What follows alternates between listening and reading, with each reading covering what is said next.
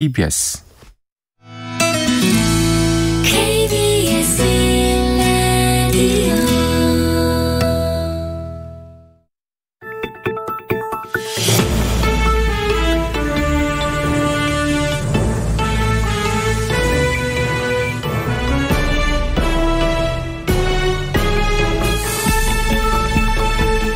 오늘 아침 일라디오. 오늘부터 본격적인 귀성길이 시작될 텐데요. 엄중한 코로나19 상황이라서 예전처럼 편하지만은 않습니다. 2년 전 추석에 불효자는 옵니다라는 농어촌 지역 현수막을 보면서 아쉬움을 달래야만 했는데요. 시간이 흘러서 작년 이맘때에 설을 맞았었죠. 까치까치 설날은 어저께고요. 우리우리 설날은 내년이래요. 이렇게 개사된 동요 가사가 적혀있는 안타까운 현수막이 등장했습니다. 작년 설에 기대했던 바로 그날이 다가오는 건데요. 올해는 설에 오지 마라, 우리도 안 갈란다라는 얘기가 적혀있네요. 요즘 웃프다라는 표현 흔히들 쓰는데요. 이 현수막 속의 글귀가 참 우습기도 하고 슬프기도 한 우리 현실을 그대로 담고 있는 것 같습니다.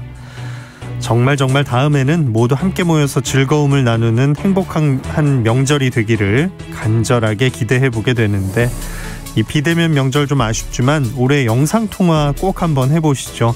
설 연휴 기간 동안은 영상통화가 무료라고 하니까요. 문자, 전화 또 영상통화로 마음만은 풍성한 명절을 보내셨으면 합니다. 1월 28일 금요일 오늘 아침 일라디오 출발합니다. 저는 아나운서 김재홍입니다.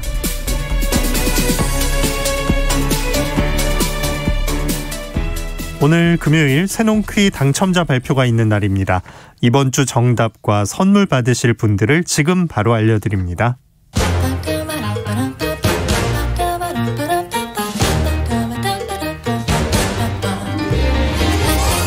우리 땅, 우리 바다에서 자란 맛있고 귀한 농수산물 정보가 있는 시간, 세상의 모든 농수산물 퀴즈 새농퀴. 이번 주 문제부터 다시 보겠습니다. 이것은 새콤한 맛을 내는 중요한 식재료로 보통 즙을 내 요리에 뿌리거나 잘게 간 뒤 희석시켜 먹습니다. 과즙을 졸여 젤리를 만들기도 하고 과육을 섞어서 마멀레이드로 즐기기도 하죠. 열매를 얇게 썰어서 새우튀김 요리, 칵테일 등에도 곁들이는 이것은 레몬이었습니다. 1353님, 생각만 해도 침이 꼴깍하네요. 이왕이면 박혜경의 레몬트리 노래도 듣고 싶어요 라고 문자 보내주셨습니다. 레몬트리 저희가 힌트송으로 보내드렸었는데 좀 짧게 나가서 아쉬우셨던 것 같습니다. 그래서 저희가 다음 주 설 연휴 동안에는 퀴즈에 나왔던 힌트 속 음악들을 완곡 감상하실 수 있는 추억의 시간 마련했거든요. 다음 주 설 연휴 많은 애청 부탁드립니다. 또 음악과 함께 전 세계가 지금 각축전을 펼치고 있는 종자 산업에 대한 얘기도 준비했습니다. 2022 설 기획 글로벌 종자 전쟁도 기대해 주시기 바랍니다. 이번 주에도 많은 분들이 참여해 주셨습니다. 모두 감사합니다. 농촌진흥청에서 제공하는 웰빙 잡곡 세트 9062번을 비롯한 3분께 보내드리고요. 1056-3037번을 비롯한 17분께 모바일 커피 쿠폰 보내드리겠습니다. 당첨되신 분들의 번호는 오늘 아침 일라디오 홈페이지 공지사항 게시판에 올려놓겠습니다. 또 개별적으로 연락드리고 있으니까요. 기다려주시기 바랍니다. 우리 농수산물에 대한 다양한 정보가 있는 시간, 세상의 모든 농수산물 퀴즈 새농퀴. 다음 주에도 풍성한 선물과 함께 돌아오니까요. 많이 참여해 주시고요. 우리 농수산물도 더 많이 애용해 주시기 바랍니다.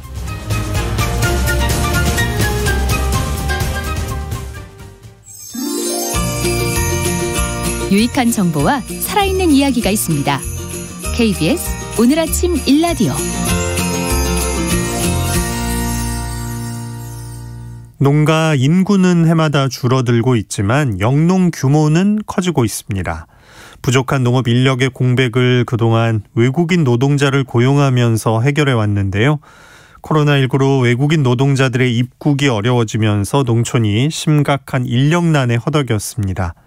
인건비는 치솟고 그마저도 일손을 구하지 못해서 수확을 포기하는 일까지 벌어질 정도로 비상 상황이 장기간 이어지고 있습니다. 올해 새로운 부담이 하나 더 늘어납니다. 고용노동부가 외국인 노동자 고용허가 발급 요건을 강화하는 시행령 개정안을 입법 예고했습니다. 내용은 산재보험에 이미 가입하거나 산재보험과 유사한 농어업인 안전보험 등에 가입한 것을 확약해야 고용허가서를 발급한다는 겁니다. 자, 오늘 농수산 이슈, 치솟는 인건비에 농사 규모까지 줄이고 있는 농촌 실정에 비춰서 외국인 노동자 고용 시에 추가되는 농어업인 안전보험 가입 의무화 문제에 대해서 이야기 나눠보겠습니다. 한국농정신문 원재정 기자 전화 연결합니다. 안녕하십니까?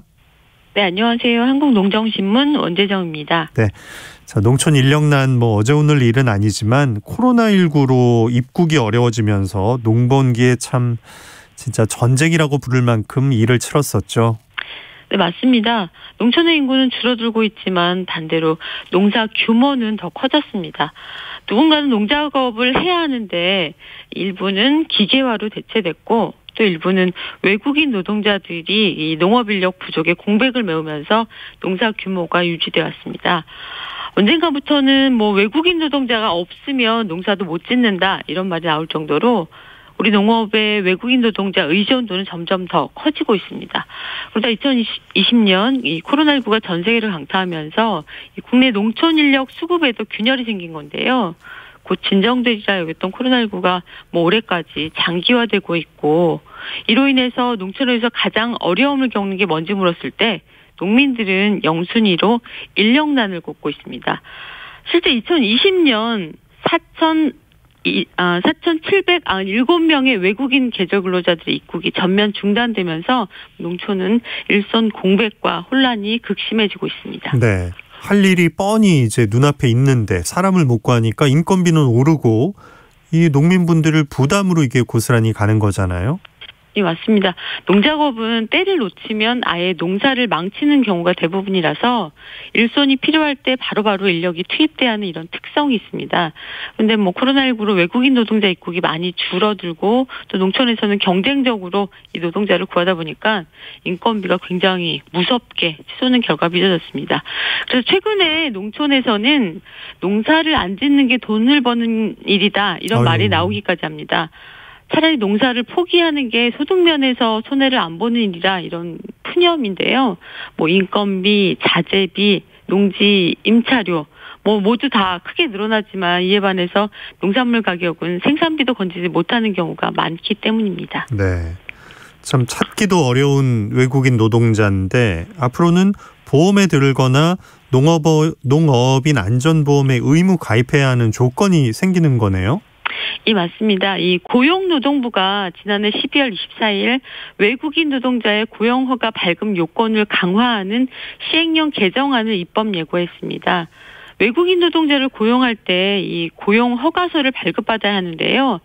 기본적으로 산재보험을 가입해서 이 만일의 사고를 대비하게 하는데 그동안 농업 분야에서 5인 미만 이 개인 사업장의 경우 산재보험법 적용에서 제외돼서 보험 가입을 하지 않고도 고용허가서가 발급됐었습니다. 네. 그런데 이번 입법 예고 내용은 소규모 그러니까 5인 미만의 농업 사업장이라고 하더라도 외국인 노동자를 고용할 때는 이 산재보험을 가입하거나 산재보험에 준하는 농업인 안전보험을 가입해야 하는 것으로 바뀌게 됩니다. 네. 그러니까 다 하라는 거죠. 5인 미만 사업장도 예외 없이 외국인 노동자 산재보험 가입을 하게 하자는 건데 그러니까 사고에 대비하자는 취지인 건 알겠어요? 예. 내국인이든 외국인이든 산업재해로부터 보호장치를 강화하는 것은 바람직하고 당연한 일입니다. 고용노동부 이번 조치는 농업 분야 재해율이 이 타 산업에 비해서 높기 때문입니다. 고용노동부에 따르면 전체 산업재해율은 0.54%인데요. 농업재해율이 이보다 높은 0.78%입니다. 특히 농업 부분 5인 미만 사업장 재해율이 1.22%로 굉장히 높은 편에 속한다고 합니다. 그런가요? 예. 따라서 고용노동부는 농업 부분 5인 미만 개인 사업장에서 산재보험 또는 이 농어업인 안전보험 의무 가입을 추진해서 사업주에게는 업무상 재해보상 부담을 줄여줄 수 있게 하고 또 외국인 노동자에는 재해가 만약에 발생했을 때 이 보상 문제에 대비할 수 있게 하는 이런 이점이 있다 설명하고 있습니다. 예. 그럼 그 외국인 노동자들의 농업 분야 재해 대책 보험 가입 그동안은 얼마나 되어 있었을까요? 사실 그렇게 많지 않았습니다. 지난해 10월 국회 환경노동위원회 소속 윤미향 의원 자료에 따르면 산재보험 적용이 제외되는 소규모 농업 현장에서 일하는 외국인 노동자의 이제 산재보험을 대신해서 보호장치로 작용하는 이 농업인 안전보험 가입률을 좀 따져봤더니 굉장히 낮다. 수치를 보면 농업인 안전보험의 경우 2020년에 6,454명 대상자 중에서 49명만 가입이 됐고 또 5년치 평균을 내보니까 가입률이 0.57%에 불과했습니다. 그러니까 농업 분야에 고용된 외국인 노동자 1,000명 중에서 5명만 안전보험에 가입된 상황입니다. 가입된 상황이었습니다. 강제하지 않으면 이 정도라는 거였네요. 농가 입장을 좀 봐야 할 것 같은데 소규모 사업장에서 좀 신경 쓰지 않았던 조건 또 부담이 추가되는 상황이네요. 예, 맞습니다. 농가들은 어떤 의도인지 알겠고 또 필요한 상황인 것도 알겠지만 코로나19 이후에 농촌 현실이 더 암울해진 것도 살펴봐달라 이렇게 이야기하고 있습니다. 코로나19가 국내에 확산되면서 이 농촌 인력난이 심각해졌다는 점은 앞서 설명드렸는데요. 그 여파가 점점 더 농가 경제를 어렵게 하고 있습니다. 인건비가 연일 고점을 경신하고 있고 또 농산물은 품목에 따라 차이가 있지만 가격 하락세는 지속되고 있고요. 또 외국인 노동자를 1년 내내 상시 고용하던 시설 재배 농가의 기반이 망가지는 경우도 속출하고 있는데요. 한국농정 취재에 따르면 전남 영암군에서 시설 채소 재배를 하면서 2명에서 3명까지 인력을 상시 고용하던 농민 오영진 씨는 입국 제한 여파로 이 외국인 노동자를 고용하지 못하고 있습니다. 주변의 농가들도 상황은 마찬가지라고 하는데요. 그래서 농사 규모를 대폭 줄이는 경우가 많아졌다 이런 얘기를 들었습니다. 외국인 노동자를 고용하면 1인당 인건비만 한 달에 220만 원에서 230만 원 정도 들어가고 또 여기에 농업인 안전보험까지 의무로 가입하다 보면은 아무리 정부에서 일부 보험료가 지원이 된다고 하더라도 농사를 지어서 이런저런 비용을 충당하기에는 부담이 점점 더 커진다 이런 하소연입니다. 네, 보험 가입을 강제하는 것. 농가 부담 문제 말고도 또 다른 좀 살펴볼 점이 있을까요? 네, 외국인 노동자를 상시 고용할 때 가입해야 하는 이 농업인 안전보험, 이 보험의 실효성도 개선돼야 한다는 게 농가들의 의견입니다. 하우스 농사를 대규모로 하는 지역의 경우에 예를 들어서 2,000평 이상 크기에서 하우스 농사를 하면 네. 2명 이상은 이제 상시 인력을 고용하는 경우가 일반적인데요. 고용한 노동자들을 위해서 농업인 안전보험을 가입하는 경우가 그렇게 많지 않지만 고용주 자신도 보험에 가입하지 않은 경우가 많습니다. 네. 이유를 들어봤더니 이 보험에 가입해도 농작업과의 인관성을 밝히기 어렵다. 그래서 보상을 받는 경우가 그렇게 많지 않더라. 그리고 보험금 자체도 작다 보니까 보험 가입에 큰 의미가 없다. 이런 의견들이 좀 많이 나왔습니다. 참 결정하기가 쉽지 않네요. 모두가 좀 안전하게 좀 대비하면서 이렇게 농작업을 하려면 어떤 과제가 남아있다고 보십니까?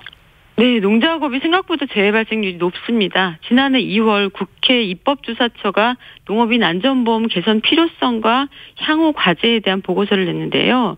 고용노동부의 산업재해 통계에서 이 농업 부분 2019년 재해율이 0.81, 또 사망 만인율이 1.13입니다. 전체 산업 평균 재해율 0.58, 사망 만인율 1.08보다 굉장히 높은데요.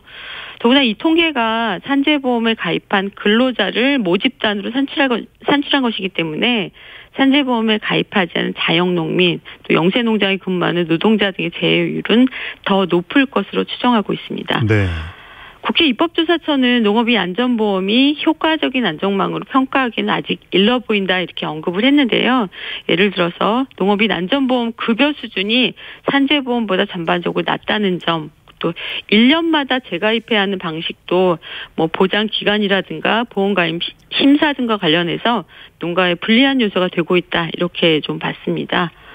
국회 입법조사처는 농가가 보험가입을 주저하는 요인을 줄여가면서 동시에 보험으로 기대할 수 있는 사회적 보장의 범위를 확대하고 그 수준을 제고할 수 있는 이 보험 개선이 필요하다 이렇게 제안하기도 했는데요. 이번 고용노동부의 조치가 외국인 노동자의 농작업 안전망을 강화하는 계기, 그리고 또 국내 농민분들의 그 농작업 안전망을 강화할 수 있는 촉진제가 됐으면 좋겠습니다. 그러려면 무엇보다 이 상품의 내용도 좀 이 가입자들이 필요로 하게 개발이 됐으면 좋겠고요. 농업인 안전보험이 공공성이라는 차원에서 운영되는 것이 필요하지 않을까 생각됩니다. 네. 농가 부담은 좀 줄었으면 좋겠는데 청취자 김배공 님도 외국인 노동자 고용하면서 주거도 열악하고 산재당해도 치료비 지급하지 않고 급여도 제대로 지급하지 않는 농가도 있으니까 개선해 나가야 합니다라고 의견 주셨는데요. 오늘 농수산 이슈에서 여러 가지 생각을 좀 해보게 됩니다. 한국농정신문 원재정 기자와 함께했습니다. 고맙습니다. 네, 고맙습니다.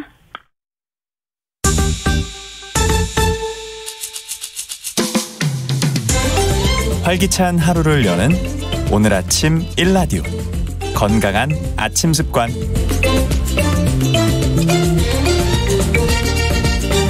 안녕하세요. 오늘 아침 힐링타임. 저는 필라테스 하는 방송인 양정원입니다. 잘못된 자세나 스트레스로 목에 통증이 있는 분들께 특히 좋은 목 좌우 스트레칭. 함께 해보실까요? 가장 기본적인 동작이지만 목, 어깨 근육 뭉침을 풀어주고 유연하게 해주는 동작입니다. 자, 먼저 머리를 오른쪽으로 지그시 기울여주세요. 손이 자유로우신 분은 오른손으로 머리 반대쪽을 감싸고 오른쪽으로 당기듯이 지그시 눌러주세요. 이때 왼쪽 어깨가 따라 올라가지 않게 주의해주세요. 하나, 둘, 셋, 넷, 다섯. 이때 귀가 어깨에 닿는 느낌으로 쭉 늘려주세요. 자, 이제 왼쪽으로도 천천히 머리를 기울여 목을 늘려볼게요. 하나, 둘, 셋, 넷, 다섯. 가능하시면 좌우 5초간 3회씩 반복해주세요. 오늘도 여러분의 건강한 하루를 응원합니다. 저는 양필라 양정원이었습니다.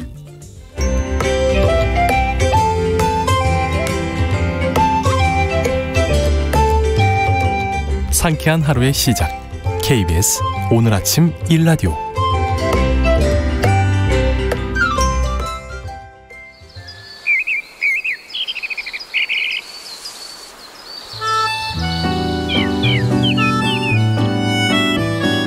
숲으로 가는 길. 숲으로 가는 길 숲해설가 김서정 작가 나오셨습니다. 안녕하세요. 네, 안녕하세요. 네, 오늘은 어느 숲으로 가볼까요? 네, 그 나무 답사지를 찾기 위해서 자주 보는 프로그램이 김영철의 동네 한바퀴입니다. 네, 예. 재밌죠. 예, 맞습니다. 그래서 도심 속 사람과 나무가 어울려 등장하기 때문인데요. 작년 부산 수영구 편에서 수영 사적공원의 임진왜란, 아픈 역사, 그곳을 지킨 의로운 분들, 그리고 천연기념물 곰솔과 푸조나무 등이 기억에 남아 있었습니다. 제가 사는 경기도가 추워서 그런지 따뜻한 남쪽이 생각나기도 했고요. 작은 공원이지만 키 큰 나무들이 많았다는 것도 생각이 나서 답사를 했습니다. 수영 사적공원 네. 부산에 있고요. 역사적으로 뭔가 의미가 있는 곳일 것 같은데 수영 사적공원 어떠셨나요? 네, 그 이름에 사적이 들어간 것처럼 이곳은 역사적으로 잊지 말아야 할 사건과 시설이 있던 곳인데요. 조선시대에 경상자도, 수군 절도 사용이 있었고요. 현재는 성지 관련 유적만 남아 있습니다. 이곳이 수영구인 것은 수군 절도 사형의 앞글자 수와 뒷글자 영을 따서 지은 이름인데요. 네. 수영 사적공원은 자수영성지라고도 부릅니다. 부산광역시 기념물 제8호이고요. 숙종 이후에는 둘레는 약 2,785m, 높이는 4m, 우물 4개, 성문 4개, 수구 4개, 옹성과 치성이 있었는데요. 일제강점기에 관리를 소홀히 해서 대부분 무너졌고요. 아이고. 현재는 일부 성벽과 남문, 홍해문만이 남아 있었습니다. 아유, 좀 아쉽네요. 예. 역사적으로 잊지 말아야 할 사건은 어떤 겁니까? 네, 그 수영 사적공원을 가기 위해서 망미역에서 내려가지고 주택가로 들어서서 조금 걸었는데요. 예. 넓은 주차장이 나오고 그 앞에 한옥 건물이 보여다가 안내판을 보니 25의영단이라고 쓰여 있었습니다. 네.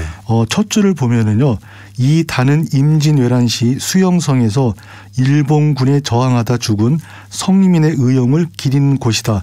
라는 문장이 있었고요. 네. 임진왜란 때 동래성과 부산 진성이 모두 함락되는 위기에 처하자 수영성의 경상자수사 박홍이 배를 가라앉히고 달아났다고 합니다. 그래서 왜군이 무혈 입성을 하게 되었는데요. 이후 수군과 성민 등 자발적으로 뭉친 의영군들이 저항을 하시다가 모두 전사를 하셨답니다. 그게 25분이셨던 모양이죠. 예. 그렇습니다. 그래서 이분들의 숭고한 정신을 기리기 위해서 훗날 재단을 마련했는데요. 의용 재인비를 보면요. 옛사람이 말하길 세상이 잘 다스려지면 공도 되고 경도 되지만 세상이 어지러우면 뱀이나 돼지경이나 올빼미처럼 되는 자가 열에 8, 9이다 라고 하는 글도 있었습니다. 네, 새겨들어야겠어요. 진짜 지휘관은 도주했는데 일반 백성이 국난을 극복했는데 참 숙연한 마음이 들고 감사를 드려야 할 것 같아요. 예, 맞습니다. 그래서 그분들의 숭고한 정신 덕분에 지금 우리가 살고 있는 것 같아서 감사 인사를 드리려고 안으로 들어갔는데요. 네. 곧바로 인사를 드리지 않고 그곳에 어떤 나무들이 있는지 살피고 있는 제 모습에 좀 깜짝 놀랐습니다. 그래서 아는 나무가 나오면 반갑고 모르는 나무가 나오면 궁금증이 일면서도 긴장이 되는데요. 순간 그게 몹시 미안해 다시 마음을 잡고 비석들을 보았는데요. 예. 답사 때는 제가 몰랐지만 김영철의 동네 한바퀴를 다시 보니까요. 비석 가운데 김허농이라는 이름이 있었습니다. 그 뜻은 내가 나를 희롱하기를 허락하노라인데요.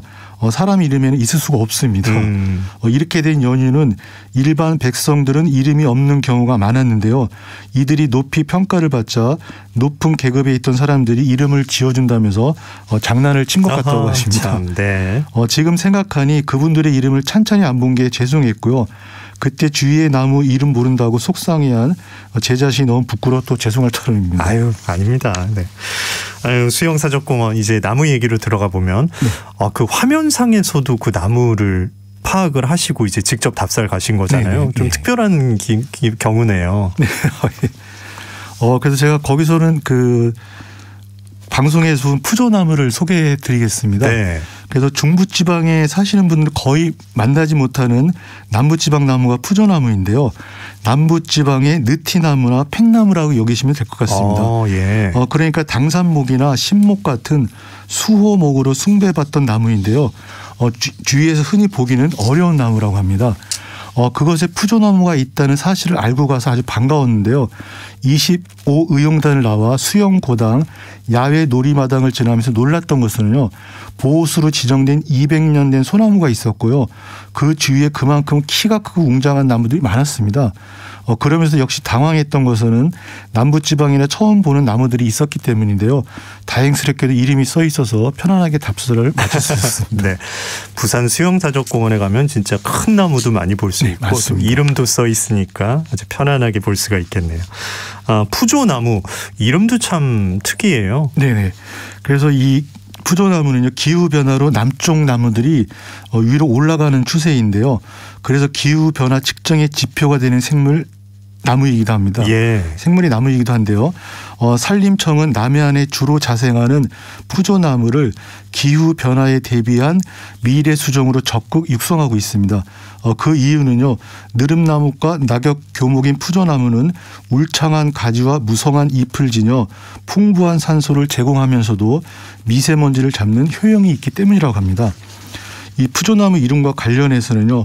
포구의 새나무, 그러니까 바닷가 마을의 새들이 좋아하는 나무인 포구 조목에서 유래되었다고 하는데요. 네. 부산 자수 영성지 푸조나무로 불리는 그거 푸조나무는요. 1982년 천연기념물로 지정되던 당시 수령이 500년으로 추정이 되었다고 합니다. 당시 측정을 보면요. 높이가 18m, 가슴 높이의 줄기 둘레가 8.5m, 와. 가지 퍼짐은 동서로 23m였는데요. 직접 보니까 잎들은 거의 떨어져 앙상해 보이는 가지들이 그 땅에 들이울 듯 쳐져 있었고요. 이를 받쳐주는 받침대들이 많았고요. 예. 외과 수술을 받은 두 그루처럼 보이는 나무 아래 줄기는 겉은 울퉁불퉁 작은 봉우리들이 모여있는 듯했고요. 속은 비어있는 모습도 있었습니다. 그래서 전에 제거했다고 하지만은 다시 버섯이 이렇게 피어 있는 모습도 보게 되었습니다. 500년 이상 수령이니까 임진왜란도 지켜봤다는 건데 그 나무가 그걸 기억하고 있을까요? 예. 그래서 나무가 기억을 해서 그때 역사를 정확히 들려주면은 아주 좋을 것 같은데요. 네. 나무는 인간의 언어를 사용하지 못해 좀 안타까울 따릅니다. 나무는 거짓말을 하지 않는다라는 책을 보면요. 세상의 모든 나무에게는 각자 하고 싶은 말이 있다라고 하는데요. 그것이 바로 나이테입니다. 그래서 이 나이테에는 지난 역사와 날씨가 기록되어 있고요. 그에 따른 인간의 역사도 유추해낼 수 있습니다.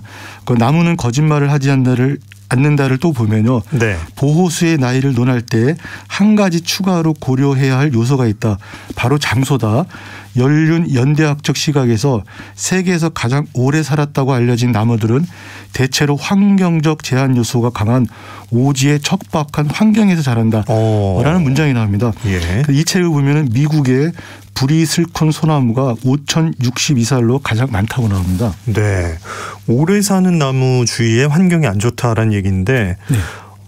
참 일 안 풀리면 주변 탓하는 자세는 나무 앞에서는 진짜 하지 말아야겠네요. 반성해야겠습니다. 네. 또 다른 나무는 어떤 거 보셨나요? 네, 그 좌수 영성지 푸조나무는요. 임진왜란 당시 자신을 희롱하는 외병을 의연히 물리친 송씨 할머니의 넋이 이 나무에 깃들어 있다고 합니다. 그래서 과거 아이들의 놀이터이기도 했던 이 나무에서는 떨어져도 다치는 아이들이 없었다고 합니다. 그런 얘기가 또 들어있네요. 예. 예, 지금은 보호를 위해 울타리가 쳐져 있는데요.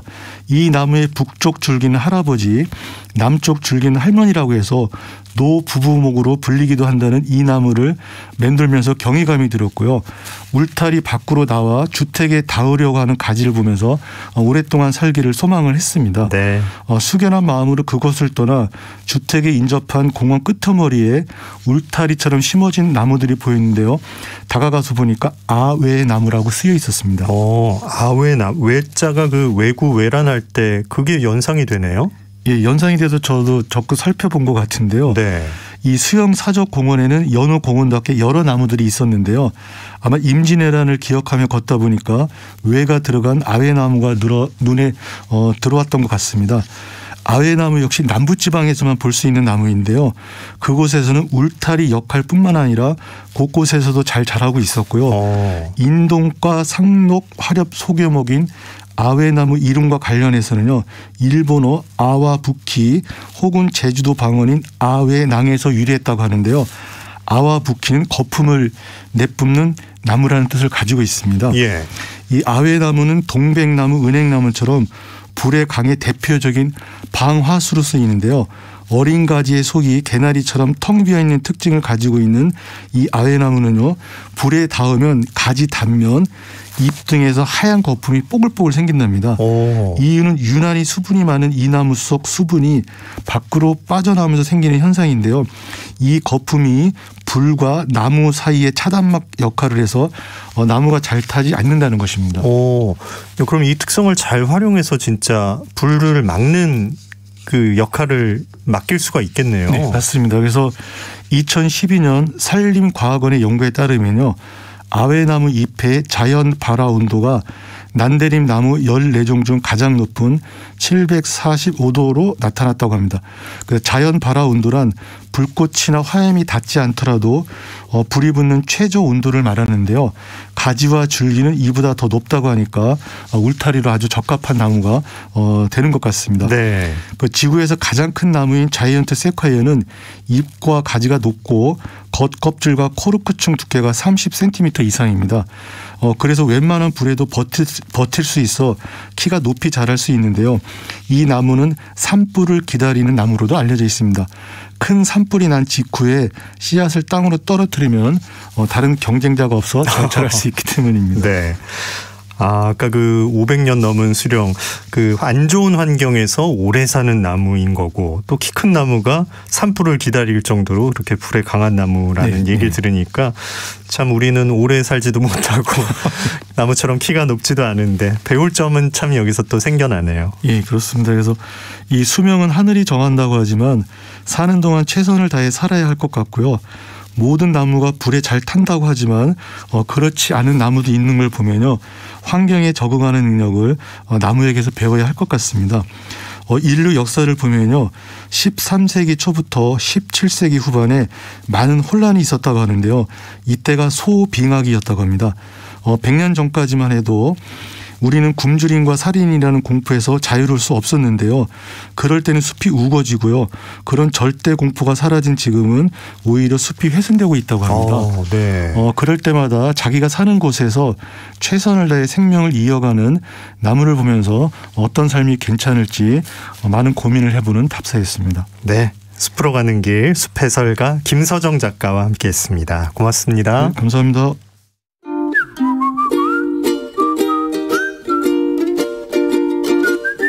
오늘 아침 일라디오 김재용 아나운서의 진행으로 듣고 계십니다.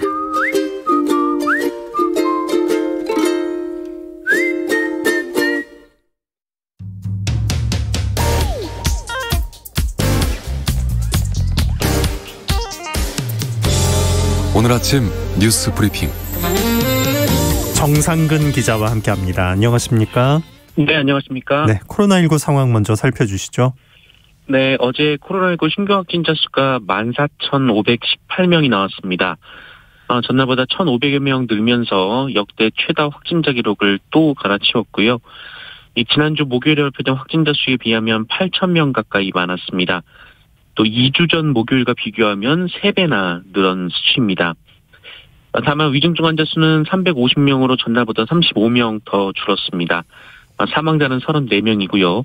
오늘은 어제보다 더 많은 15,000명대의 확진자가 예상이 되고 있습니다. 정부는 오미크론의 특성상 무증상, 경증 환자가 많은 만큼 재택치료자의 모니터링을 간소화하는 방법으로 관리 여력을 늘릴 계획입니다. 또 확진자 급증에도 불구하고 아직은 병상 가동률이 20%를 밑도는 등 안정적인 관리 상황을 이어가는 만큼 설 연휴 이후에도 거리 두기를 더 강화하지 않고 오미크론 유행을 관리하겠다라는 입장입니다. 네. 자, 앞으로는 코로나19로 돌아가신 분도 장례를 치른 다음에 이제 화장을 하는 그런 방식으로 가게 되네요. 네, 정부는 어제부터 코로나19로 인한 사망자도 다른 사망자와 마찬가지로 먼저 장례를 치른 뒤 화장을 할 수 있도록 했습니다. 이에 따라 유가족들은 고인의 임종 직후 마지막 모습을 보면서 애도를 할 수 있게 됐습니다. 그동안 코로나19 사망자는 장례에 앞서서 화장을 함으로써 유족의 마지막 얼굴도 보지 못하는 정말 안타까운 상황이 이어졌습니다. 네. 다만 가족들과 만나되 입관 과정에서는 전통적인 염습을 생략하고 간이 접견만 허용하기로 했습니다. 네. 조국 전 법무부 장관 배우자인 정경심 교수에 대한 대법원 판결이 나왔죠. 네, 대법원 2부는 어제 조국 전 법무부 장관 배우자인 정경심 전 동양대 교수의 상고를 기각하며 유죄를 확정했습니다. 검찰이 지난 2019년 강제 수사에 착수한 지 약 2년 5개월 만에 나온 대법원 확정 판결입니다. 대법원은 정경심 전 교수가 딸 조모 씨의 동양대 표창장을 위조하고 조모 씨 입시에 부정한 영향력을 행사한 혐의 등을 유죄로 인정하고 징역 4년을 선고한 원심을 확정했습니다.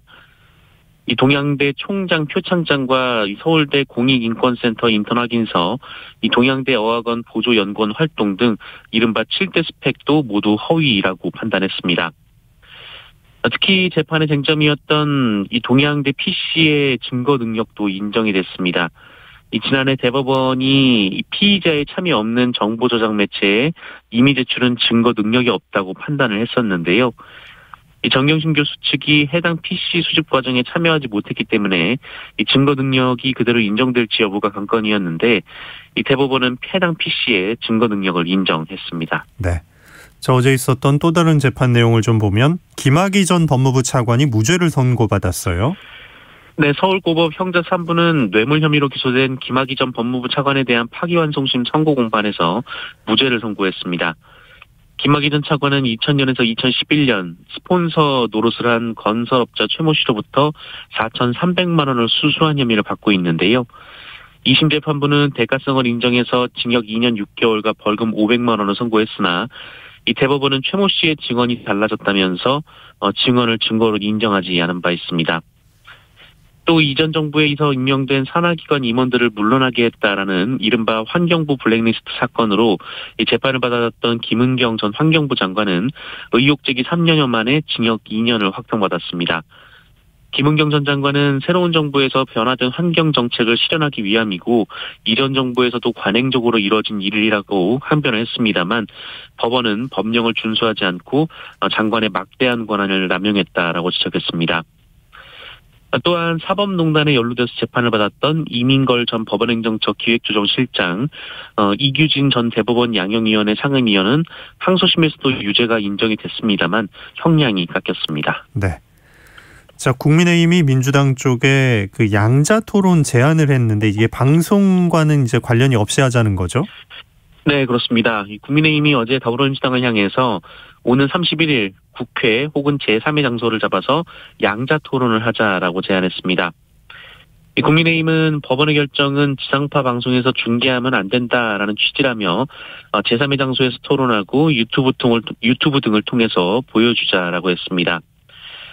민주당은 윤석열 후보가 원한다면 31일 양자 토론을 할 수도 있지만 지상파 4자 토론도 함께해야 한다라고 밝혔습니다. 반면 소수 정당들의 반발이 거센데요. 안철수 국민의당 후보는 나와 토론하는 것이 무섭냐라며 이 법원의 결정이 있었음에도 이를 무시한다는 것은 민주주의 국가에서 리더로서의 자격이 없는 것이다라고 주장했습니다. 정의당 역시 공색한 꼼수라며 심상정은 해치지 않으니 두려워하지 말고 토론장에 당당히 나오라라고 주장했습니다. 네. 이재명 후보는 어제 광주를 방문했어요. 네, 중대재해처벌법이 시행되는 첫날인 어제 민주당 이재명 후보는 광주 아파트 붕괴 사고 현장을 찾았습니다. 이 자리에서 피해자 실종자 가족들을 만났는데요. 이 가족들은 구조도 똑바로 하지 않고 보상 책임도 하청업체에 미루는 기업 문제를 대통령이 되면 책임지고 해결해달라라고 요청했고요. 이재명 후보는 중대재해 사고를 반복해서 일으키는 기업은 위험한 기업 활동을 못하도록 건설 면허를 취소하는 것이 마땅하다라고 강조했습니다. 이재명 후보는 또한 전통시장 측성 연설을 통해서 안전하게 일할 수 있는 일터를 꼭 만들어야 한다라고 말했고요. 5.18 정신의 헌법 명문화와 군 공항 이전, 인공지능 특화도시 조성 같은 지역 공약을 발표하기도 했습니다. 네. 윤석열 후보는 광화문에서 업무를 보겠다, 당선된다면 이런 얘기를 했네요. 네, 국민의힘 윤석열 후보는 당선이 되면 청와대 부지를 국민께 돌려드리겠다라고 선언했습니다. 대통령 집무실은 광화문 서울 정부청사로 대통령 관저는 삼청동 총리공간으로 옮기는 방안도 검토하겠다라고 밝혔습니다. 또한 대통령실은 참모를 줄이고 대신 분야별 민관합동위원회가 합쳐진 새로운 형태로 운영하고 자신은 국민과 직접 소통하겠다라고 밝혔습니다. 또한 윤석열 후보는 주식 양도소득세 폐지 공약도 내놨습니다. 내년부터 연간 5천만 원 이상 수익을 거둔 개인 투자자들에게 수익의 20%에서 25%의 양도소득세가 부과되는데요. 이 대주주 등 개미 투자자든 상관없이 전면 폐지하겠다라고 밝혔습니다. 대신 한 달 전 폐지를 공약했던 증권 거래세는 현행대로 유지하겠다라고 밝혔습니다. 네. 그 비탈길에 주차된 차가 미끄러지면서 사람이 숨진 사고가 있었네요. 네, 어제 오전 부산에서 내리막길에 정체돼 있던 4.5톤 화물차가 미끄러지면서 주택으로 돌진해 길을 지나던 60대 여성이 화물차에 치여 숨지는 사고가 벌어졌습니다. 이 차량은 피해자를 들이받은 뒤 80여 미터 정도 떨어진 주택 담벼락을 뚫고 주택 현관문 앞에서야 겨우 멈춰섰습니다. 이 차량에는 화물차 건설 준장비까지 실려 있었지만 정작 운전자는 없었습니다. 50대 화물차 운전자는 길에 차를 세워두고 주차할 곳을 찾기 위해서 차에서 내렸다라고 진술했는데요. 차가 움직이지 않도록 브레이크를 눌렀다라고 했지만 이 경찰은 안전장치를 제대로 하지 않아서 사고가 벌어진 것으로 보고 있습니다. 경찰은 운전자를 교통사고 처리 특례법상 치사 혐의로 입건하고 정확한 사고 원인을 수사하고 있습니다. 네. 자, 우리 축구대표팀이 레바논전에서 승리했는데 그럼 어떻게 되는 거죠? 네, 어제 저녁 9시 레바논 신원에서 열린 레바논과의 경기에서 1대0의 신승을 거뒀습니다. 승점 3점을 추가한 우리나라는 브라질이나 독일 등 세계에서 6팀만 이루어